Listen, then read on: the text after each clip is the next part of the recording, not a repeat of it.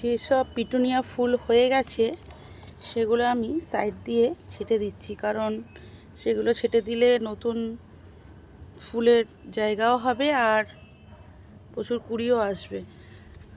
দেখুন যেসব ফুলগুলো হয়ে গেছে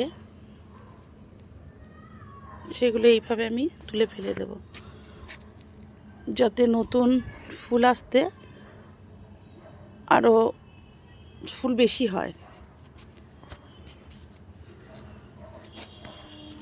প্রতিটা গাছের আমি যেগুলো ফুল হয়ে গেছে, শুকিয়ে গেছে, সেই সবগুলোকে আমি সব তুলে ছিঁড়ে ফেলে দেব। দেখুন বন্ধুরা, আমি অনেক তুলে ফেলেও দিয়েছি আগে।